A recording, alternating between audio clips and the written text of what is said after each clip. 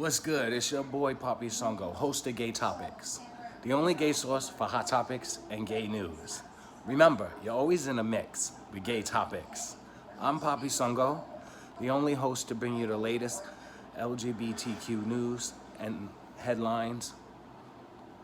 But as you've noticed in previous episodes of Gaytopix, I made several videos in regard to my dog BillClinton. My dog is 20 years old. I've adopted him from the North Shore Animal League when he was only 6 weeks old. I taught him how to walk. He is literally a beacon in my life, and is the light in my life, and he's the only thing that I've come to know emotionally and loving. I had a very difficult childhood. I have an even harder adult life. But my adult life is a lot easier to get through with him emotionally supporting me every step of the way. And for the past 2 decades, he's been there emotionally through all my ups and downs. And I have to give credit where credit is due.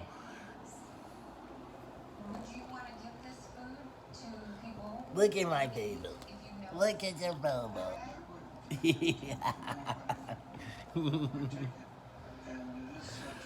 As I said in previous episodes, he's going through a lot of health issues. In fact, there's a GoFundMe page. It is gofundme.com/BillClinton. Please donate and help me get the surgery and essential healthcare that he needs at this particular moment in his life, because I see him dying, and it's gonna hurt me very hard, and it's gonna literally damage my life. And through my entire adult life, I've never been in a relationship. I don't have any friends. I don't have any family. And I thought, being an adult, my brothers and sisters would step up, especially after my mom died. And after coming out the closet, it only made things worse. And they were further and further away from me. In fact, they were estranged. And when I came home from the Army, I really thought I can mend the relationship with them. And when I started to look for them on Facebook, I realized I was blocked. This is the worst feeling in the world, is knowing that your own blood has never spoken to you or said a word to you as an adult, literally put a wall up and stopped communication, and it hurts. And there's nothing I can do. And so my energy and everything in my life right now is only focused on my dog.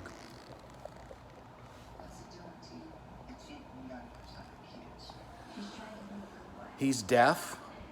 He's also blind in one eye. There's some hip problems. There's some internal injuries. I think there's some cancer even. He chokes on his own teeth. He doesn't eat anymore. He gets scared very easily because he can't see what's in front of him. It's hurting me because every day I see him getting worse, and at the same time, it's preparing me for the worst. And I'm just not ready. And I don't think he's ready, which is why he's still here. We all know stories, and we've all seen videos of dogs literally at their master's grave or at the footsteps of the master's door when the master passes away or is no longer there, because the dog literally can't survive without the master. Some people even went as far as to tell me that my dog is still alive because he knows that I'm not ready for him to leave. And I find that to be completely true. So in this video, I'm basically going to share some more memories about him with you guys, because 2 decades is a very long time. I adopted him from the North Shore Animal League at 6 weeks old. I literally taught him how to walk. I taught him everything he knows, and he is an inner reflection of me. And it bothers me because if he's my inner reflection, people can see myself in him, and yet I'm still alone, you know, and I'm still not loved. They love him, they know his name, they know everything about him, but they don't know anything about me. So I'm sharing these memories so you can get to know me and get to know my trauma and the things that I'm going through at this present stage mentally because of the tragic loss that's about to happen. So we're gonna start off with this typical New York story. I think this is one of the greatest things about this city, and back in the day, I think this is just a great New York story. I was living in the Bronx, in the South Bronx, and I was on my daily walk with my dog. As you know, in previous episodes, I've said I walk my dog off leash because I feel my dog is controlled, and you know, he doesn't bother anybody. He doesn't interact with other dogs. He just does his own thing, you know, and in fact, he walks by other dogs. And I've told people that many times because they've started to belittle me and berate me and, you know, accost me basically to put him on leash. But I'm telling them, like, literally, if you just walk by me and not say anything or just go about your day and leave me alone, the dog is not going to be, you know, not even notice you. And sure enough, I think it was like maybe a week ago, this man had two German shepherds, and they were barking erratically and going out of control, even on a leash. My dog was simply sniffing his way down the street because he can't see, so he sniffs his way down the street. And he's telling me to control my dog, and my dog is controlled. And my dog is not doing anything but sniffing the trees and garbage, you know, and he can't barely control his dogs, and his dogs are leashed. So I literally had to say, look, shut the fuck up and just keep walking. Just keep walking. And when he did that, my dog paid him absolutely no mind. My dog didn't even know those dogs were there. You know, so a dog's reaction, 90% of a dog's reaction is based off of human emotion and human reaction. You know, so if I'm not bothered, my dog is not going to be bothered. You know, so if you're not bothered, my dog is not going to be bothered. If you get all erratic and start going crazy, the dog will start to go crazy. Kind of like a baby. You know, when a baby falls or is injured or gets hurt or, you know, something happens to the child, if you ignore it, the kid will not actually address the problem and will go about his day, you know. But if the child falls and you run to its safety and you run to the child and give it all this attention, then the child is going to start to cry and get all emotional. Same thing with dogs. If you really ignore the situation, the dog is not going to be bothered by this situation. And so I've learned that the hard way, actually. And this story I'm about to tell you was a perfect example of that. My training process is basically, I trained him the way I was trained in the military when I was in basic training. And the way they trained us is to instill fear in us so that we won't be scared and we'll do it. And even though we're being forced to do whatever it is that we needed to do, and we were scared to do it, but because we're being forced to do it, we had to do it. So, in a sense, after accomplishing a task and finishing the task, we were no longer scared. You know, so I used to live in the South Bronx, and I remember I was on the Bruckner Expressway underpass, and there were cars coming in both directions, and it was in the middle of traffic, you know, rush hour. And I remember he was 11 years old, and he was doing very well, and everything was fine. And this was my first major incident with him. And at 11 years old, so, excuse me, we were crossing the street. I was able to get across the street on one side of the traffic. So again, he's off leash. So I'm trying to get to the sidewalk now from the second part of the street onto the sidewalk. So they let me through. So there's 2 lanes of traffic on each side. So there's a complete total of 4 lanes of traffic. 2 going in one direction and 2 going in the opposite direction. So I was able to get to the part of the median, and no car would actually let me through. And I was standing there for about maybe 10 to 15 minutes. And I said, fuck, what am I gonna do? I'm kind of stuck here now because now I'm scared, you know, as is my dog. And so I was getting a little bit nervous and stuff like that, because if I bent down to pick him up, that would jeopardize my life, and I probably I would have gotten hit by a car because they couldn't see. Nor could the people in the car see my dog on the street because he's small and underneath their bumper, so they couldn't see. So I'm standing there waiting for a car to stop so I can actually cross the street, and nobody would stop. Typical New York. You know, everybody's in a rush to go nowhere. So finally, one car lets me through, but on the second lane of traffic, the other car didn't stop.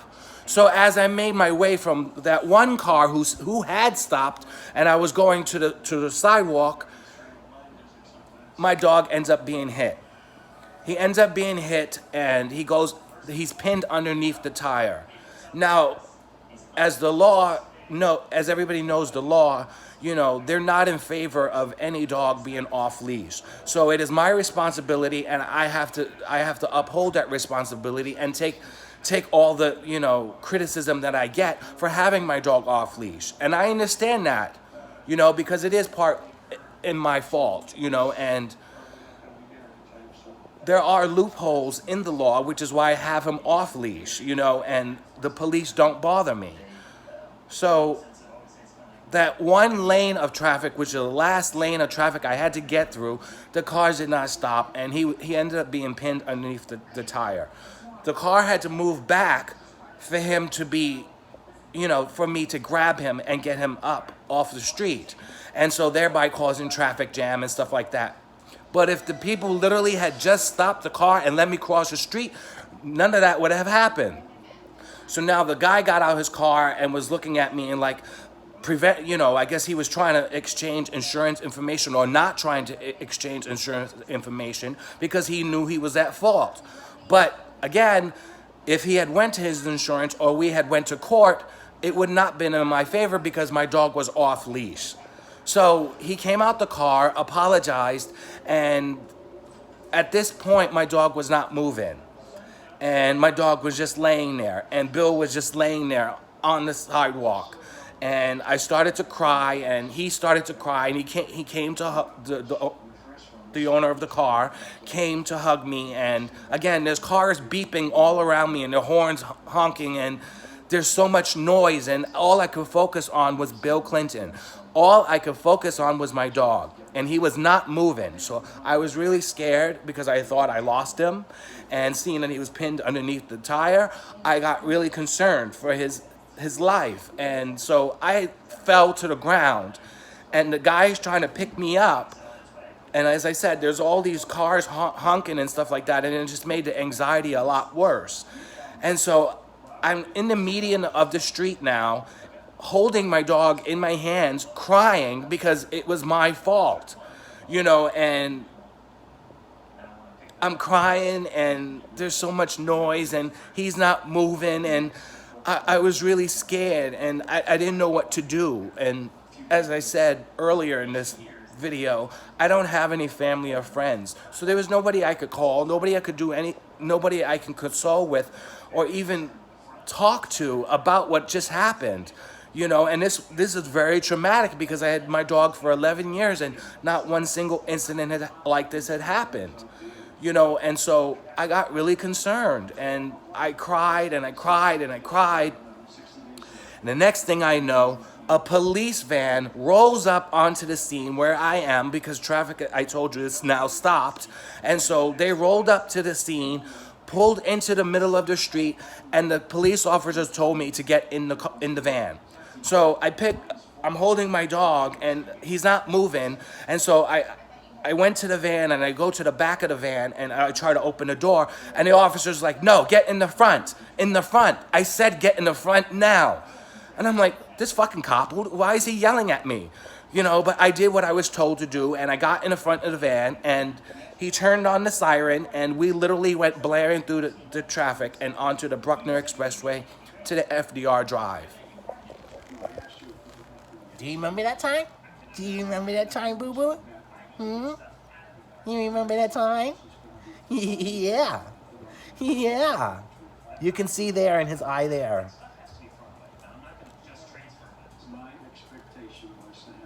That's the eye he can't see. So as I'm sitting in the car with the police officer, the officer's telling me he's part of the K9 unit and he has 4 dogs of his own and he's telling me not to worry, everything is going to be fine, these things happen. And as he's telling me the story and we're going through the traffic on the FDR Drive, just blaring through traffic. I have never gone so fast in a car before in my life. And we were literally going through it. I didn't even have a seatbelt, so we're literally just going through traffic and it was so fast. But time is so slow because I wasn't even focusing on the time and how fast it was going by that I was just focused on my dog and him not moving. His limbs started to get hardened and they were not closing, like his legs were like literally straight and I tried to bend his legs and they were not bending. So it was pretty obvious to me rigor mortis was kicking in. And just as I started to notice that rigor mortis was kicking in, the smell started to happen. So the officer had to open the car window, the van window, because the smell was really, really starting to get, out of control and unbearable and overwhelming. And so I was like, my dog is dying, my dog is dying, my dog is dying. Please, please, we gotta get to the hospital. So from the Bronx, in the South Bronx on the Bruckner Expressway, to get to 92nd Street and 1st Avenue, it took only 15 minutes. But it seemed like a lifetime. It seemed like a lifetime. So the officers literally trying to control me and get me the help that I need to help save my dog, and I'm not listening to him. I'm crying and it's starting to hit me that my best friend is gone, and we get to the ASPCA and the officer kicks the door in. They were both doors that swung open and he kicked them both in and they flew open. That he kicked it with so much force that the window broke on one of the doors. And we get inside and there's a receptionist there and I need a vet now. He's speaking on my behalf now because I'm too I'm too emotionally damaged to even say my name. So he's like, I need a vet now. Receptionist was like, sorry, officer, we're closed. He said, do you not see what's going on here? This dog is literally dying and you're closed? This is an emergency. I need a vet now. So she said, the best thing I could do is to tell you to go to the hospital. So we get back into the van and we go blaring through New York City streets now. And we're going through red light after red light after red light to 64th Street and 1st Avenue, where there's a 24-hour veterinarian hospital. He does the same thing. He goes through and it tells the receptionist, I need a vet now. The vet comes out, looks at the dog, and looks at BillClinton and looks at me, and she says, don't worry, I'll take care of everything. She takes him, and I didn't want to part with him because I thought that was going to be the last time that I saw him. And the officer now had to go on about his duties because he was being called to a scene of a crime and he had to go.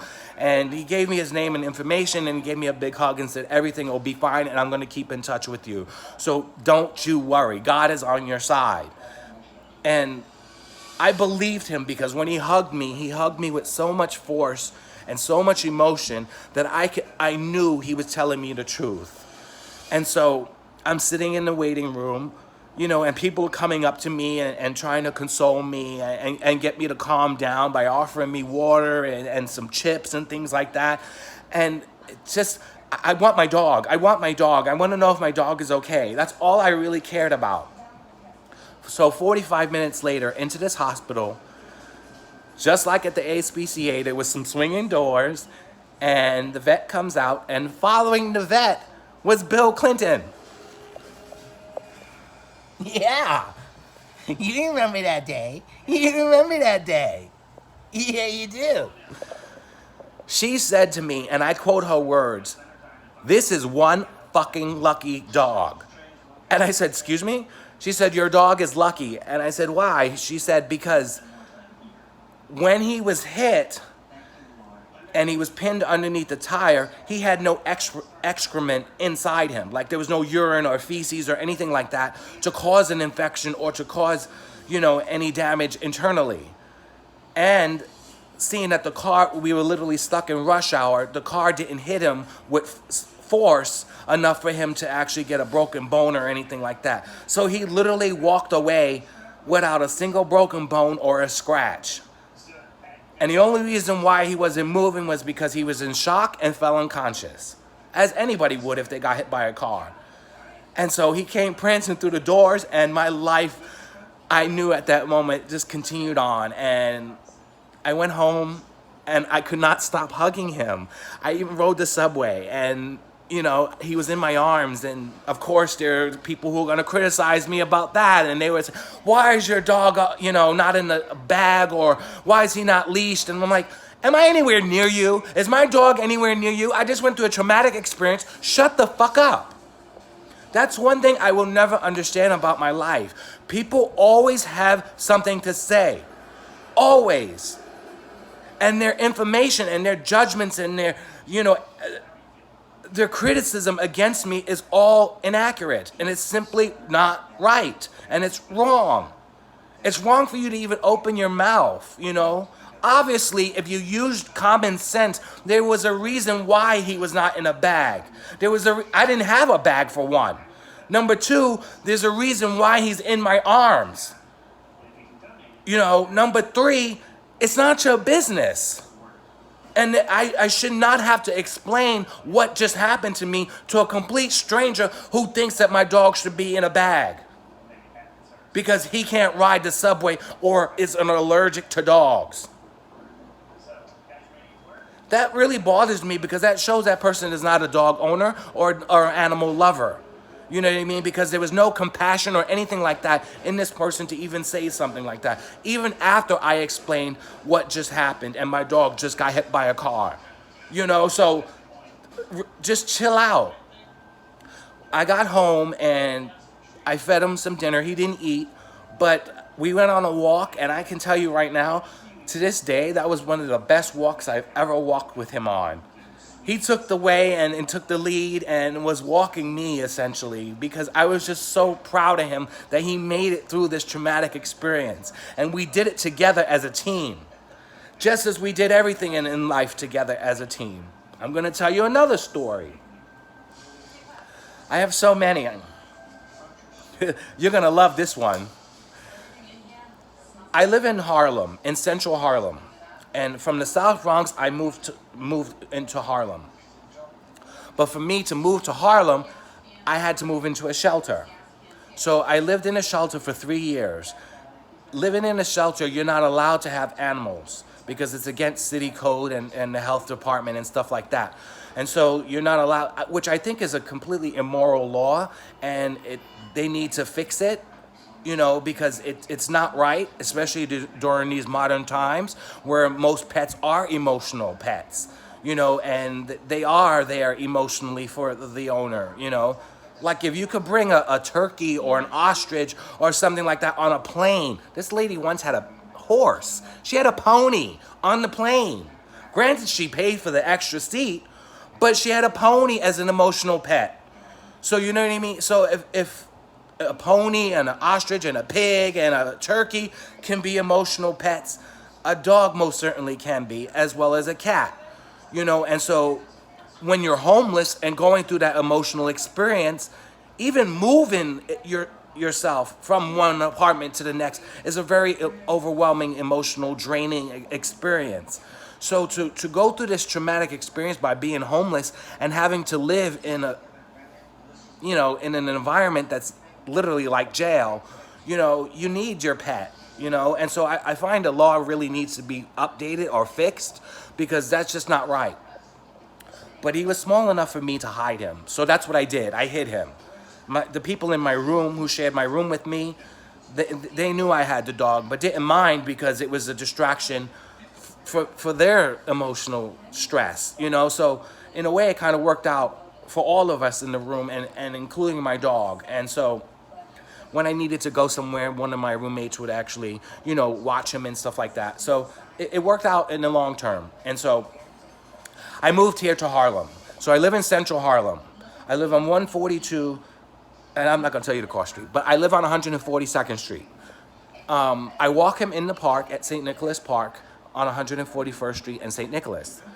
And I remember I was coming from the park, mind you, off leash. We're crossing a major street now, which is like 5th Avenue, with traffic and the Bruckner Expressway, which is I just explained to you. Traffic going in both directions, you know what I mean? And I'm crossing the street with him off leash. I never had a problem, to this day. I don't have a problem since him being hit by a car. In fact, I think that was one of the benefits of him being hit by a car was that it actually taught him to know, like, follow me, follow daddy. Daddy's got you, So on 141st Street and St. Nicholas, there's a hill. If you actually go to YouTube and search for Alexander Hamilton's house, you'll see the hill that I'm actually talking about. Because Alexander Hamilton, as we all know from the play Hamilton and history, U.S. history, Alexander Hamilton was someone notable, back in the day. And his actual house, the house that he lived in, used to be on Convent Avenue and 141st Street. But they moved it one block down. It was half a block because the block goes from Convent to St. Nicholas. So it was a half a block.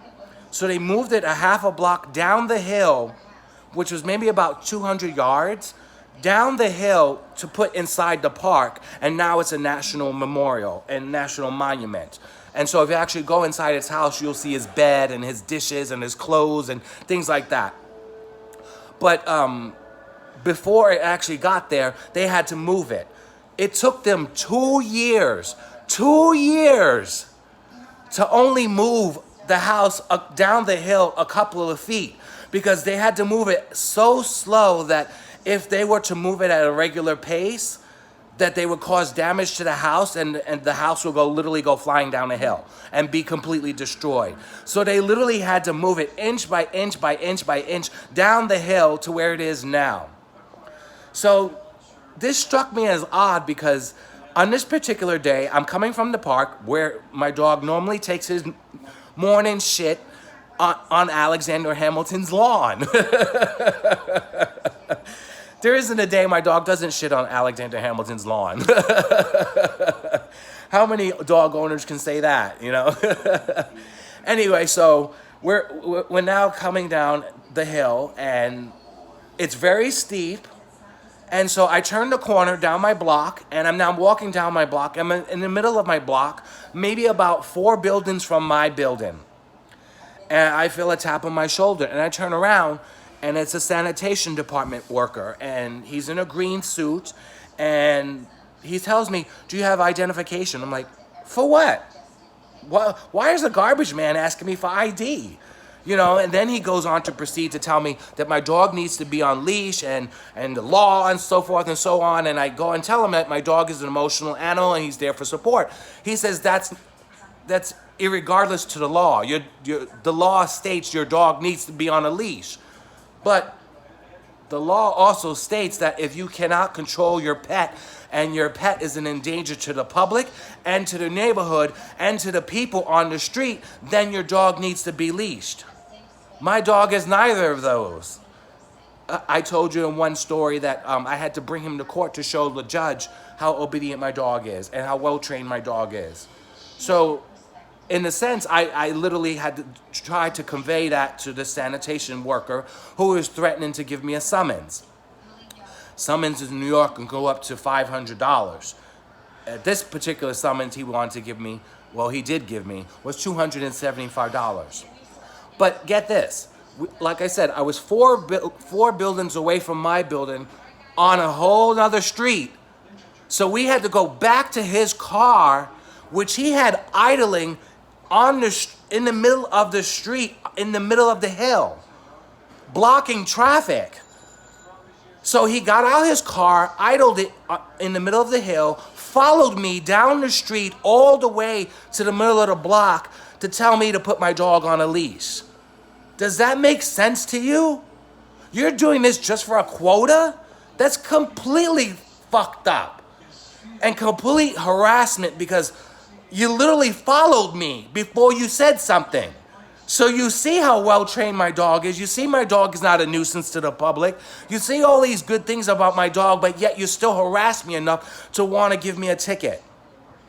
So we go back to his car and I said, I can't believe you're blocking traffic just to give me a fucking ticket. He says, don't tell me how to do my job. And I'm like, okay, fine. So he gives me a $275 ticket, but unbeknownst to him, I give him fake information. So that ticket literally went out the window, just as his conspiracy theories against my dog did. But again, it's just, I'm telling these stories so I can have memories of my dog and have my memories documented. And also to show you, that people bother me. I don't bother them. And it hurts me because people don't understand my perspective on how I see things, Yes, people have told me I see things through a different lens, but how different can that be? Like, who's wrong here? Me because I had my dog off leash, or this sanitation department worker literally following me for a block before I had to follow him that same block all over again for him to give me a ticket to fill his quota. I don't know where to begin, you know what I mean? So I called 311 and I found out, that it's okay for a dog to pee, anywhere he feels necessary. In fact, there was one time my dog peed in Petco on 14th Street. I found that, it's like, oh my God, what are you doing? And the people in Petco were so nice, it's like, it's okay, because they understood that another dog had peed there before. So they understood dog mentality, and they didn't bother me or harass me. But yet I'm harassed for my dog peeing on a tree outside the side entrance of a building, because this guy felt it in his power to try to discredit me and my training, and that's just the meaningful, the less meaning things about my dog. If my dog can urinate on a $25 million home and the owner of that home say nothing, then you shouldn't say nothing when my dog is urinating on a public street, on a public sidewalk. So after this incident with the sanitation worker, I decided to call 311 to find out more information about why the sanitation worker was literally following me. So it turns out that they have no authority over me as to say, to put my dog on a leash. But they do have authority if my dog does a number 2 and I don't pick up after it. But the law clearly lets everyone slide for urine because urine can be washed away and, is not as bad as doing a number 2, So you have to pick up after your dog for a number 2. I'm a responsible owner. I pick up after my dog, even if it's, cocky balls. I call them cocky balls because they're so small. I'm like, you're wasting my bags here. But I still pick up after my dog because that's my responsibility of having a dog. I'm not just going to leave it there. So the sanitation department can come after me if my dog does a number 2. But my dog didn't do either of them for this sanitation worker to come after me and harass me. He didn't do any of those things. So my rebuttal against that is, if the police allow me to have him off leash and allow him to do the things that he needs to do as a dog and not say anything, then you shouldn't say anything because the police trump you any day. And they have more power over you any day. So, again, I gave the guy wrong information, so they couldn't do a background check or anything like that. And so it didn't bother me. But now that I knew the law and what it entailed, I know that going forward, in case another sanitation department worker decides to fill his quota and harass me again.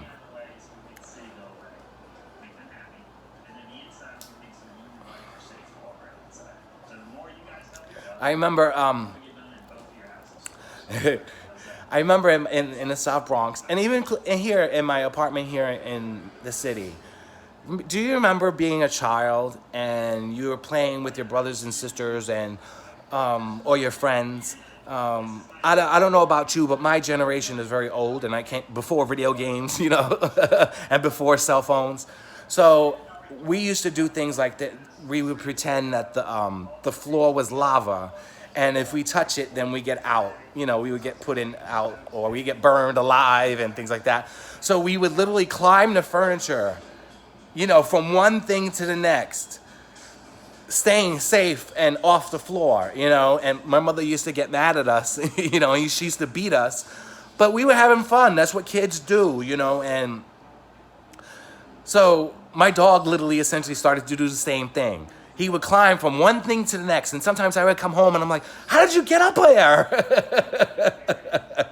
And he'll just be up there laying there chilling, you know, sleeping, snoring, you know, doing his thing. Like, how'd you get up there? But he used to climb the furniture, and that used to really impress me about him. Yes, it did, Daddy. Yes, it did. Yes, it did. Yes, it did. Yes, it did. Ooh. Ooh. Ooh. Say hi, boo-boo. Say hi. He's so cute. I love him so much. It's the only thing that I know about love. And that's kind of sad because I've never been in a relationship. I don't have any friends. You know, I can't go online because I've been blocked, you know, or if I do go online, someone attacks me or I'm being reported and put in jail and preventing me from going online in the future, you know.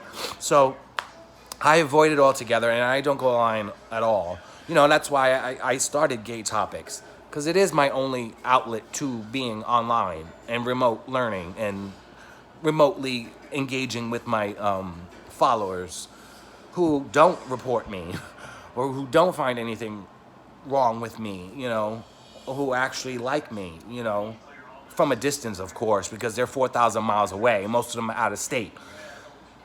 But that's another topic. We're talking about BillClinton here and some of my life experiences with my baby. So, when I first got him, I was living in Jersey City. And I couldn't have dogs there. And I had to, when the super would come in and do inspections, I would throw him in a closet. And I put him in the closet so often, he actually started to sleep inside the closet. And I thought that was very ironic because it was like, here I was hiding in the closet my entire life. And I come out the closet and it literally destroyed my life. But here he is in his prime of his life and going in the closet and staying in the closet. So I made a makeshift bed for him inside the closet and stuff like that. And whenever there would be thundering and lightning and stuff like that, he would go inside the closet and sleep. In fact, sometimes when I would come home from work, you know, he would be inside the closet sleeping. And he found his refuge inside the closet, you know. And especially when I lived in the Bronx, you know, there was no need for him to go in a closet because he had his own bedroom. I gave my dog his own bedroom. So he had plenty of furniture to climb on. He had plenty of places to sleep at. You know, he had plenty of toys to play with. You know, he had his own bedroom to do anything he wanted. You know, and he learned that too because I would just point and he would just go. You know. But now it's like, you can't sleep in my bedroom. So, let's see.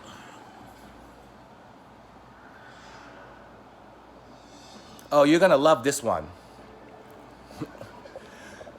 As I just told you about my dog and me living in a shelter, right? I actually eventually did get caught. I lived in a shelter for 3 years, and I only had 6 months left. I didn't know it at the time that I had 6 months left before I found my apartment, but I had 6 months, and I got caught with the dog. And they were threatening to kick me out. And if they kicked me out, I would have to wait another 3 years for me to find another apartment, or to wait even longer. And I wasn't about to let that happen, you know. And so I complied with their rules and the regulations, and they said me I had to get rid of the dog. And so I thought this guy was my friend at the time. And this is what I'm saying. It's like people never really understand the effects of what people do, and their actions, and how their treatment of me is hurting me, and the consequences of their actions are what's destroying my life and destroying my livelihood. Now, this person I thought was a very good friend of mine, and he was in my life for 9 years. But of course, as I just said, when I needed a place to stay before going into the shelter, I asked him, and he said no.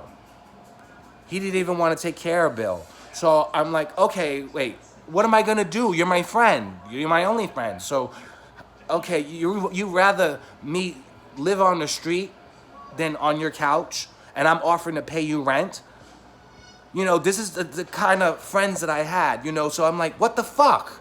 Something's clearly off here, you know. So with knowing that in my mind, that my friend of 9 years literally put me in a shelter, I felt like, damn, I have no friends, you know. So when they threatened me to kick me out, I was like, okay, no, I'll do whatever you want. I'll get rid of the dog. I'll get rid of the dog, please, because I spent way too much time here now already. I don't want to start all over again. So I put him in a shelter system. I went to Animal Care and Control, and I put him through the shelter system, because as cute as he is, I know he would be adopted. He would be adopted in a heartbeat. So I put him through the shelter system. Lo and behold, that friend calls me and tells me, you know, that he's going away on a trip or something like that, and he needs somebody to stay at his house. And I said, I really can't stay at your house, because I'm trying to make arrangements so I can actually put Bill in the proper setting, you know, in a proper place, so he would be okay, you know. He cursed me out. I'm like, what the fuck is wrong with you? And blah, blah, blah. I'm like, you can't put your dog in a shelter. What's wrong with you? I'm like, wait a minute. I live in a shelter. Why are you fighting for my dog, but you didn't fight for me? This was so hurtful to him. I was like, I hung up the phone. I'm like, I can't even listen to this dickhead right now, because he's more concerned about my dog than he is concerned about my own personal well-being. He went as far as to even literally searching the entire shelter system for the dog, finding the dog, taking the dog. So he told me, after about maybe 2 weeks later, he told me that he found BillClinton, and that BillClinton was now at his house. So I said, why did you do that? He said, well, because I don't want BillClinton to go through the trauma of finding a new home, of being displaced and going through that. So I'm going to take care of him until you get yourself situated. So thinking that he was a good friend of mine, I'm like, okay, that's fine. You know, I don't know how much longer I have left. I didn't know if I had 5 more years, 6 more years, another year, another month. I didn't know how much longer, but it ended up being 6 months. So after that 6-month time, and finding my apartment and moving into my apartment, the very first night, I thought I had myself situated, and I didn't want to be in my house alone, because it was a new setting for me, and I was eating Chinese food. And I was like, okay, so now is the perfect time for me to get my dog back. Mind you, during that entire 6-month time that he claimed that he was taking care of my dog and watching my dog to make sure that I get situated, he prevented me from seeing him. So every time that I would ask to see Bill, he'd be like, I can't right now, I'm kind of busy. Or today's not a good day, can you call me back tomorrow? Or this is not a good time. Or, you know, he kept making excuse after excuse after excuse. And eventually I never saw my dog, you know, but I stuck to his word, and I made sure that I was like, you know what? I'm going to put him to his word. And sure enough, when I got myself situated, I want my dog back. So I go to his house, right? I'm knocking on the door. I can hear him inside.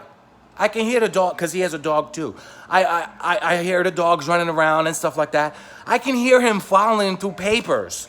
So I knew he was inside the house. Now, remember what I just told you. He asked me to stay at his house while he was while he would go on vacation. That a long time passed already, but that wasn't the first time he asked me while I was living in a shelter. He had given me a key to his house because I've watched his house a couple of times before. So I use the key and I find him inside the house. Like, why didn't you answer the door? Oh, I'm too busy right now cleaning and stuff like that. Yeah, he was vacuuming, but you weren't doing that when I was first knocking on the door. So I waited for enough time for you to come up with an excuse for you to, say that you were cleaning, when in reality you really weren't cleaning. I'm here for my dog. Well, I don't think you're situated and settled in right now, and I don't think now's the time for you to come get your dog. You're going to have to come back tomorrow. First and foremost, this is the first time I'm seeing my dog in over 6 months. Bill Clinton didn't even know who I was until I actually went up to him and gave him a toy of his that he knew was his. And that's when he started to wag his tail and he knew who I was. But time had been gone so long that he actually lost touch of who his master was. And that hurt me. And that hurt me tremendously because, as I just said to you, after him getting hit by a car, I thought we got closer and closer together. But the intention of this friend was to literally get me out of my dog's life so he can take my dog as if it was his own. He got so much attention. He even told me he got dick because everybody was stopping him because they wanted to pet my dog when he walked my dog. Everybody was stopping him to tell him how well trained my dog was. Everybody was stopping him and wanted to go on play dates with my dog. Because of my dog, he now had a social life.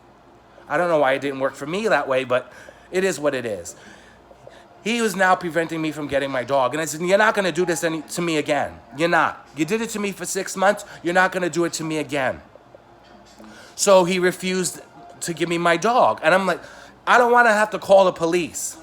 He says, go ahead, call the police, you faggot. I'm like, oh, now you're using harsh words like that.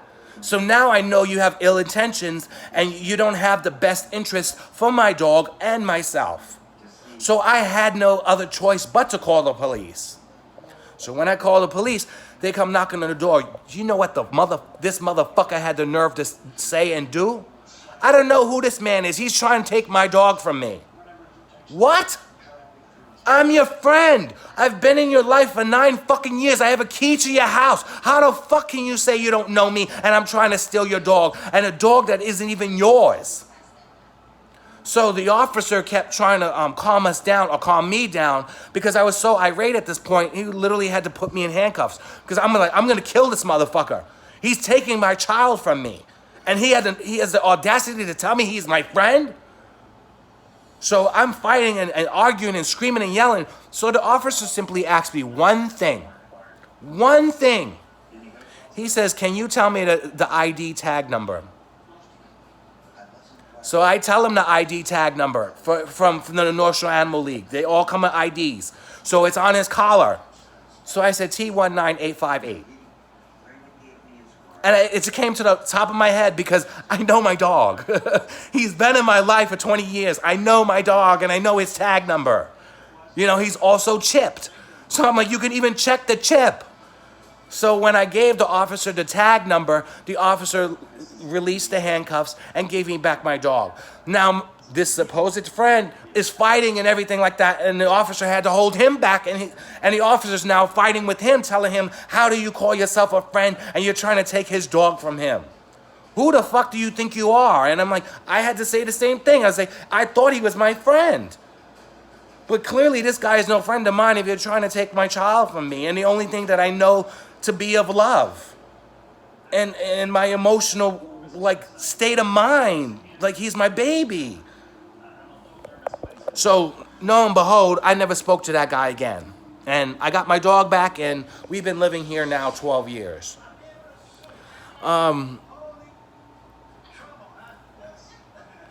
Here's another thing you're gonna like. When I first moved here in Harlem, they were just renovating the dog run. The dog run in St. Nicholas Park is the largest in New York City. I made a video about that on Gaytopix as well. It's bigger than any dog run, including Central Park, in New York City. So it's really a nice dog run, and you really should take a visit up here to Harlem to actually check it out. You know, so they use wood chips, and you know, what do you call them shits? When they, shit.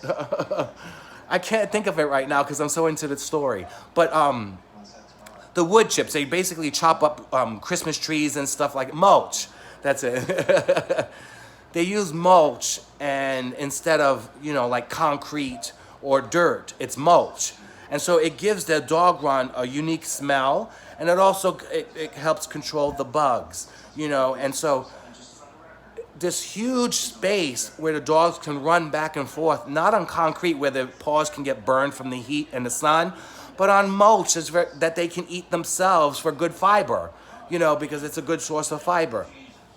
And many dogs that I've actually seen have eaten the mulch, you know. So if you ever get the chance, please go to St. Nicholas Dog Run. It's 135th Street and St. Nicholas Avenue.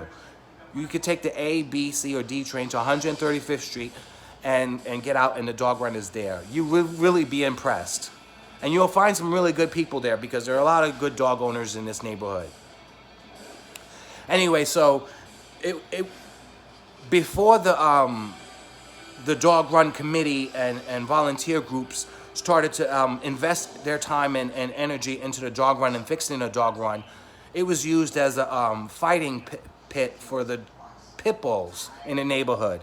And I remember the owners of, not the owners, the volunteers, like, that are on the dog run committee, they would tell me of stories like when they would walk their dogs early in the morning, they would find dead carcasses of dogs in the dog run that were literally fighting the night before.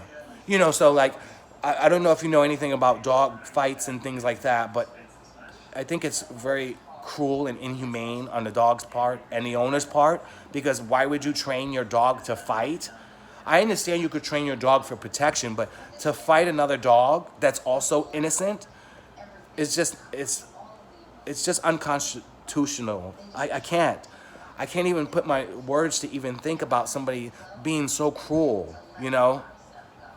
But, you know, as you know, in dog fights, you know, they always take the weakest dog and they throw that weakest dog into the pack of wolves, or dogs in this case, and they all fight over that dog, and eventually the dog ends up being dead and chewed up and mauled up and chewed up and literally like murdered. You know, I see it in my perspective that the dog is murdered because that dog didn't ask to be in that fight. That dog did not ask to be put in that situation. You put that dog there, so you literally murdered the dog. You know, you may fight with me with that, or you may argue with me on that all day long. I don't care. What are you gonna do, unfollow me? What are you gonna do, block me? I don't care. I understand I'm not liked. That's your problem, because guess what? You're missing out on a really good friend here. And probably one of your best friends. But because you're so judgmental, you hate me already. You don't even know my middle name. You don't even know my first name. You just know me as Papi Songo. And that's all everybody will ever know me as, Papi Songo. Because no one has ever gotten close to me enough to actually know my real name.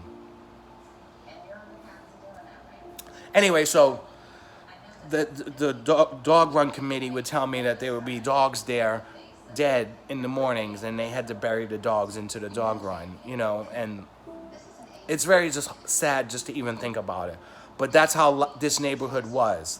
So the neighborhood became gentrified, and it became a really nice neighborhood, especially after they put Alexander Hamilton's house in the park, because now it brung tourists, and that's now a federal grounds, you know, so it brought all these new people into the neighborhood, and the neighborhood changed dramatically. And, you know, when a neighborhood is gentrified, the gentrification gradually happens.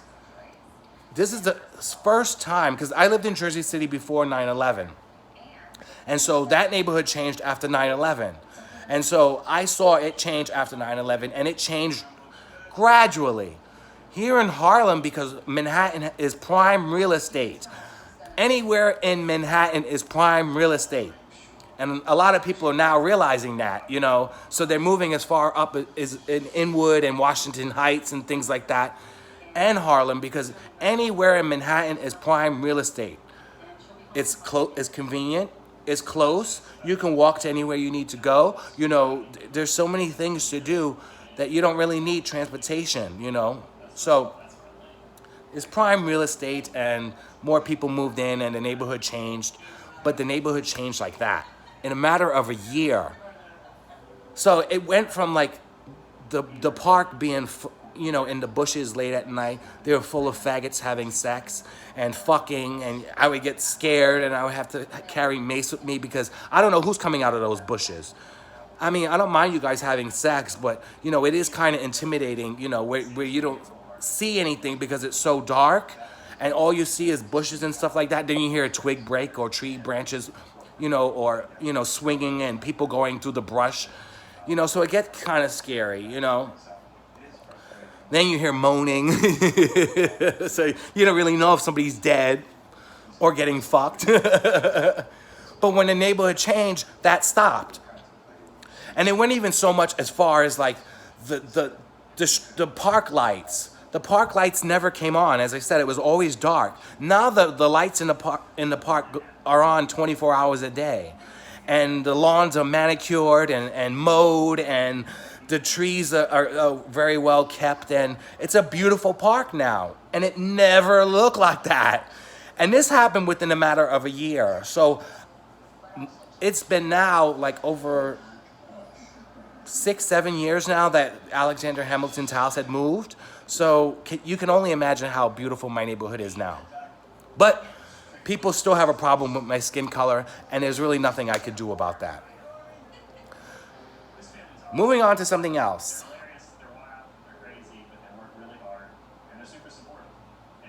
Oh, you're gonna love this one.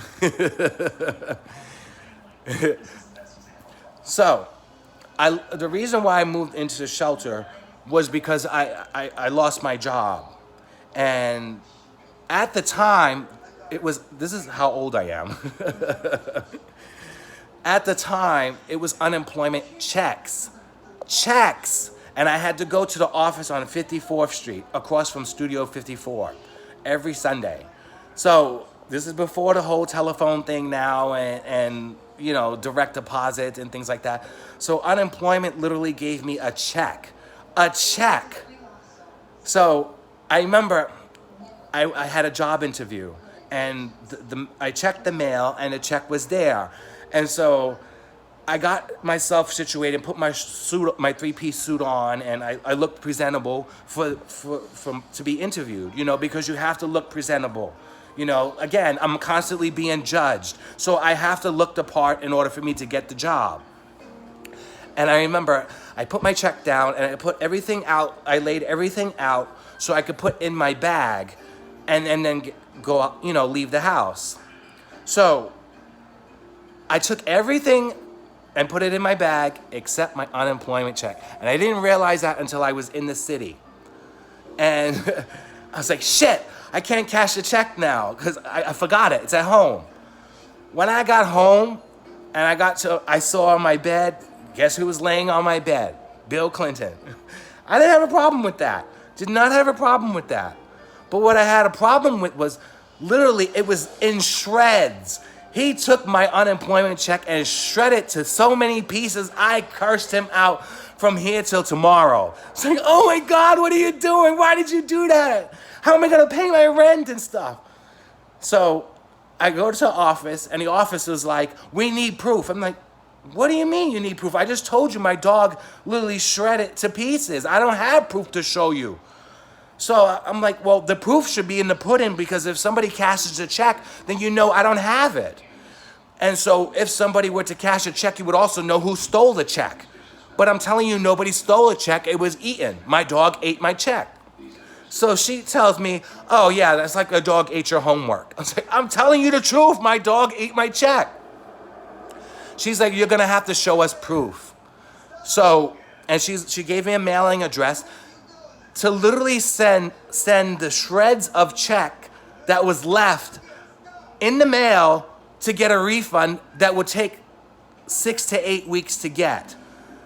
I'm like, fuck, all this for a $300 check. This is ridiculous. It was $305. It's like, fuck, what the hell? So I literally put it in an envelope, and I had like maybe 6 or 7 pieces of the check, and I put it in an envelope, and I sent it. And 6 to 8 weeks later, I got my refund. But to go through all that, it was unnecessary when I'm telling you my dog ate my check, you know? And you should have checked it when I told you that I didn't cash it, because sooner or later, somebody was obviously going to cash that check. And if somebody was going to cash it, they would have signed the back of the check, and their bank account information would have been there. So you would have been easily traced the check that way. But I had to wait 6 to 8 weeks. That's a unique story I thought you guys would love. Oh, here's another one. So, back to what I was saying about him living in the closet. So when the super would come in and investigate the apartment, right, and whenever there was a repair that needed to be done, I had to hide him inside the closet so the super didn't know. You know, at first he was kind of, he didn't go along with it. But as I said, the more I started to do it, the more he actually started to like it, and eventually actually lived inside the closet. So, but on this one particular day, let me make sure I get my story right.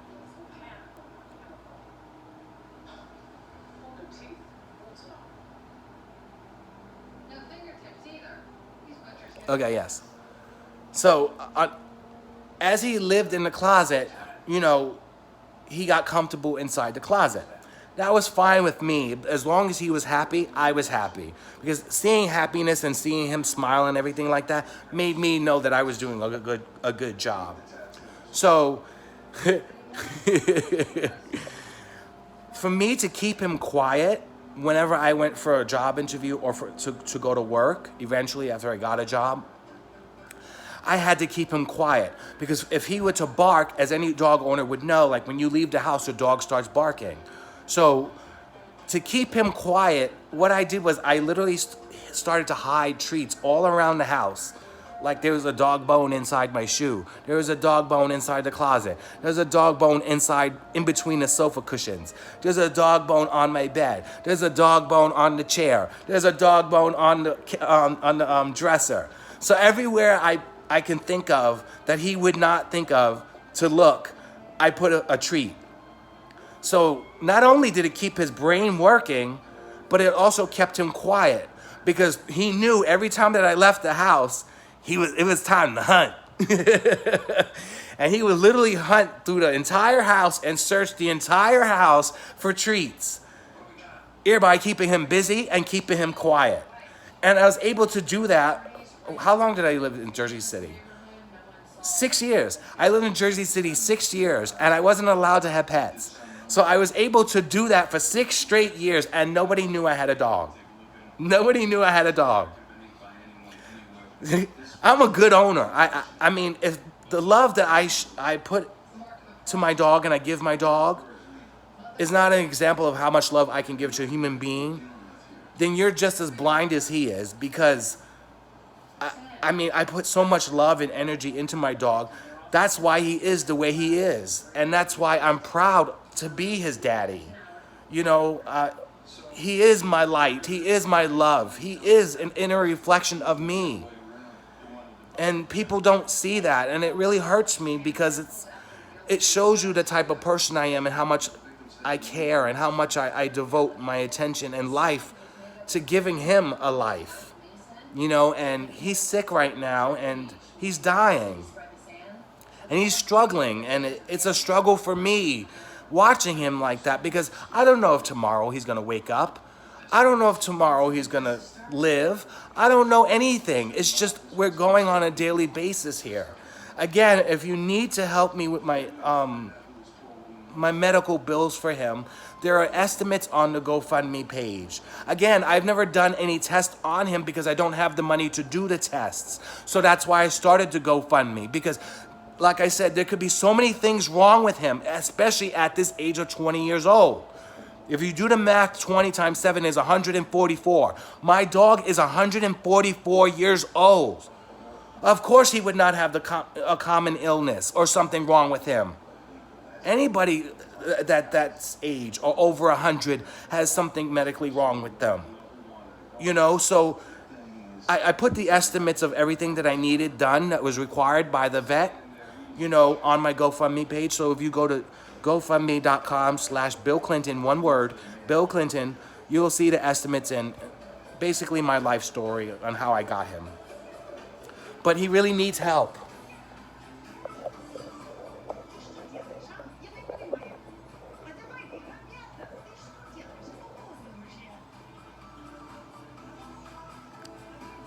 See, he's blind right there. He's blind.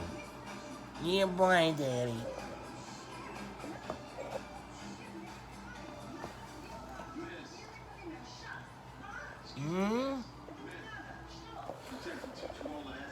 Let's see. There's so many stories. 20 years is a very long time. And there's so many memories. You know, I wrote some of them down because they're going to be in my memoir, soon to be released on Amazon Audio and published on Amazon. You know, so it'll be released in the fall. And I hope you guys really enjoy it because it tells you a lot about myself and a lot of the shit that I have to endure and how people treat me. You know, and I really hope once my story is released that people will actually learn to like me. And I say learn to like me because I don't have to learn or teach myself to like you. I just like you. You know, there's no ill intentions unless you do something hurtful to me. But I like everybody. I'm a people person. So why is it that people have to learn to like me or learn to adjust their lives to like me or to be in my life? It's very troubling, you know, and people always say, maybe it's you, but again, I did nothing wrong for you to feel this way about me.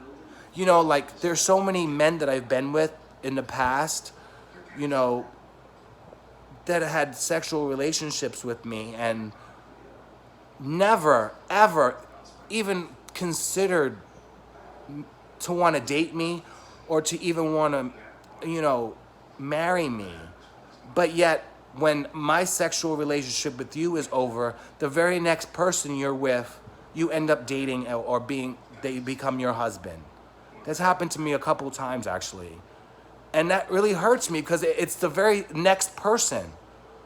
You know, so if you feel this way about this person, why didn't you feel that way about me? If I'm good enough for you to fuck, why am I not good enough for you to marry? You know, I don't understand that. You know, and I asked this guy that recently, and we got into a very heated debate because it really hurt me. You know, it's like we were fucking for a while, and yet the very next person you start to fuck, who's not even as sexy as I am, or is not even as muscled as I am, you end up marrying. And that hurt. I'm like, what the fuck? I remember one time there was this dude, he tells me, he's like, you're the best, you suck my dick the best. I've never had anybody suck my dick the way you do. Okay, so if I suck your cock the best you've ever fucking had, why wouldn't you want to continue a sexual relationship with me? Or why wouldn't you want to have me suck your cock every night when you come home from work? But instead, after I finished sucking his cock and him moaning and groaning and going through all these convulsions and stuff like that, he literally kicks me out the house and gets ready to go to the club. What? And you're not even inviting me to go to the club with you? When you knew you would have been in VIP, so what the fuck? Because I don't go to the club unless I'm in VIP. And once I show my face, at the time when I was famous, when I would show my face, everything would be, you know, given to me. But it's not given to me anymore because I'm not famous anymore. But also with the COVID-19, I can't go to the club. Anyway, so it just really hurt me. I'm like, wow, that's kind of fucked up, you know? But that's no here nor there. Again, I'm going on a different tangent. I'm talking about Bill Clinton. Yeah, Bilbo. Yeah, Daddy. Yeah, Daddy.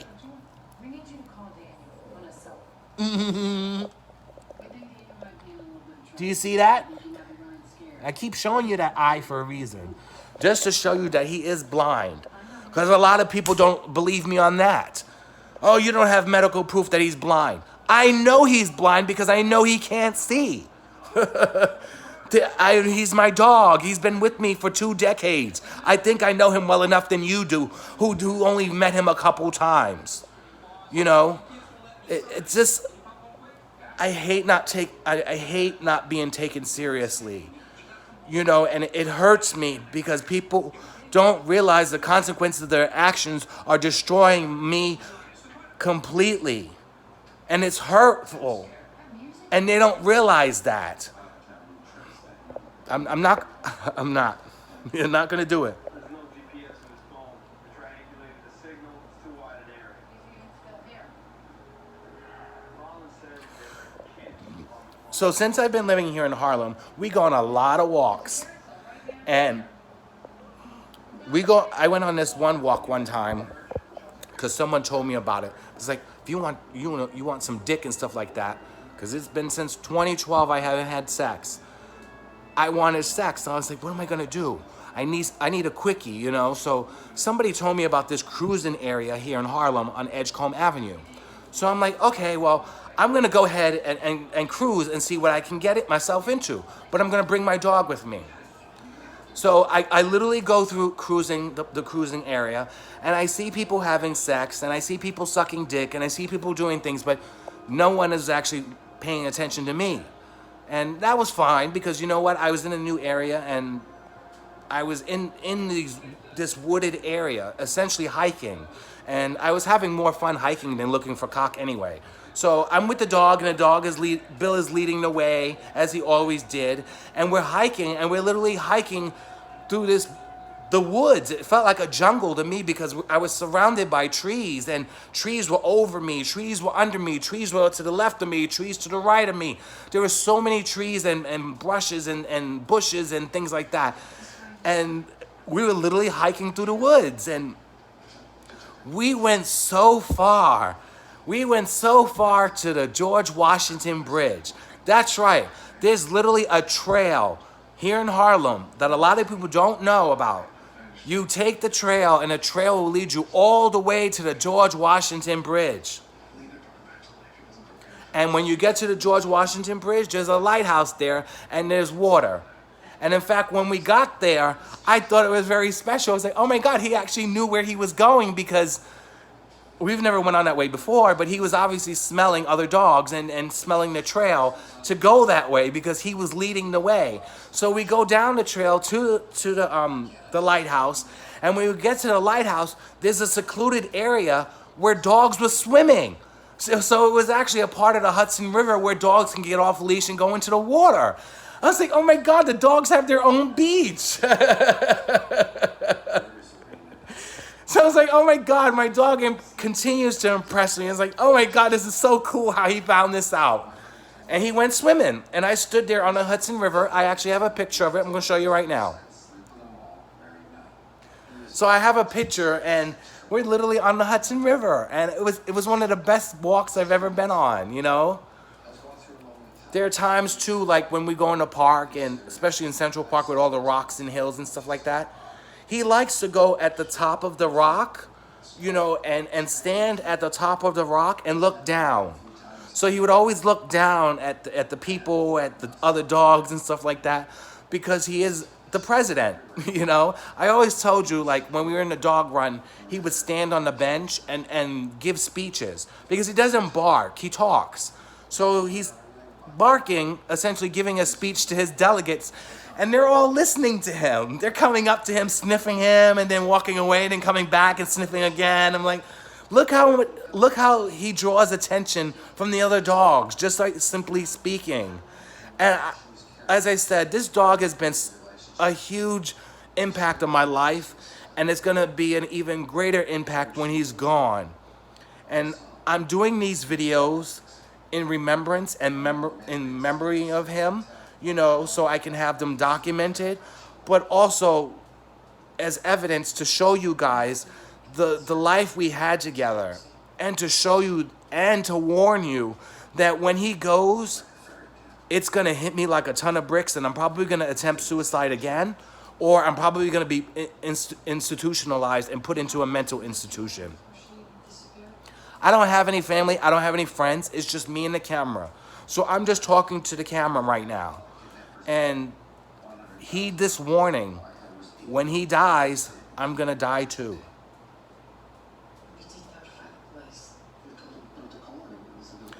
That's my story, and I'm sticking to it. Again, I'm your host, Papi Songo, the only host in bringing the latest gay and lesbian headlines and breaking news. Remember, you're always in a mix with Gaytopix. Me and my co-host,